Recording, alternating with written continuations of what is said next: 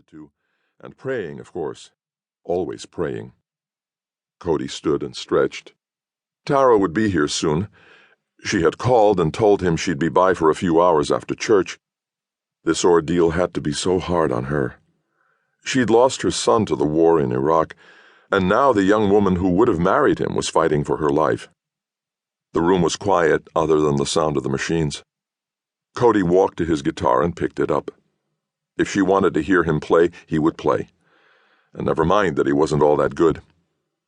He sat back down at her bedside and found the right chords. The song was an old one, something he'd heard in chapel every now and then while he was serving overseas. The music filled the room, and Cody was surprised. It didn't sound half bad. Great is thy faithfulness, O God my Father.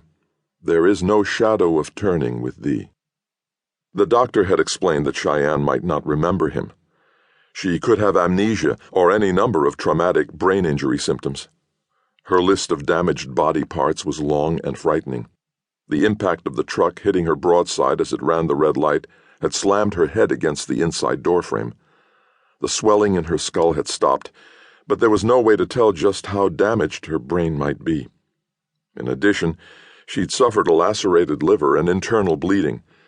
Emergency surgery her first day in the hospital had stabilized her, but there was no telling exactly how extensive the damage to her organs was. In addition, she had a broken lower right leg, broken ankle, and fractured wrist.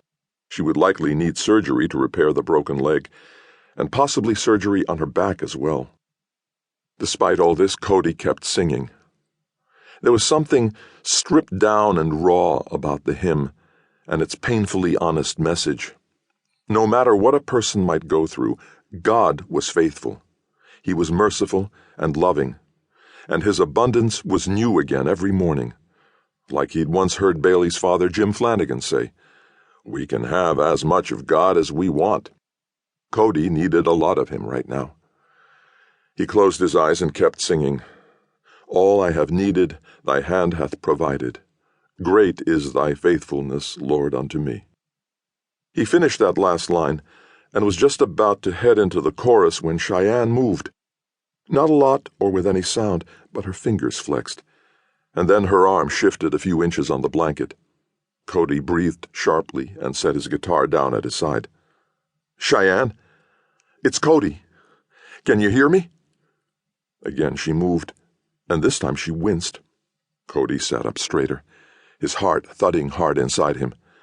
If she could feel pain, if she could respond like that, then she had to be better off than they thought, right? "Cheyenne, it's Cody. I'm here." She breathed in deeper than before, deeper than she'd breathed since the accident. And that meant she was responding to his voice. She had to be. Slowly, like someone coming out of a winter-long sleep, Cheyenne tried to blink. Tried 3 times before her eyes opened just the slightest crack. Cody looked over his shoulder at the door to her hospital room. Should he call for the nurse? Tell someone what was happening? He looked back at Cheyenne and decided to wait. Better to put his full attention on her right now, and not worry about what the doctors would say, what tests they might want to run now that she was showing signs of consciousness, at least for the first few minutes. More blinking, more movement, and again she made an expression that showed how much pain she was in. "Cheyenne, I'm here." He stood and leaned over the bed, touching her healthy hand with the lightest sensation. "It's Cody. Can you hear me?" Cheyenne turned her head so slowly it was hard to tell she was moving at all, but she did move. And this time she blinked a little faster than before, and her eyes remained open. As they did, they found his, and they held. She was looking right at him, staring at him. Cody hadn't known her for very long, but he knew her well enough to be absolutely sure about this. Cheyenne remembered him. Her eyes searched his, and she seemed to have 1,000 things to say. "Can you talk?" He didn't want to push her, but he was desperate to know exactly how much of her might come back. Her mind, her intelligence, her kindness, her love for God and people. She moved her mouth a few times and then closed her eyes, clearly exhausted. "Don't work too hard. It's okay."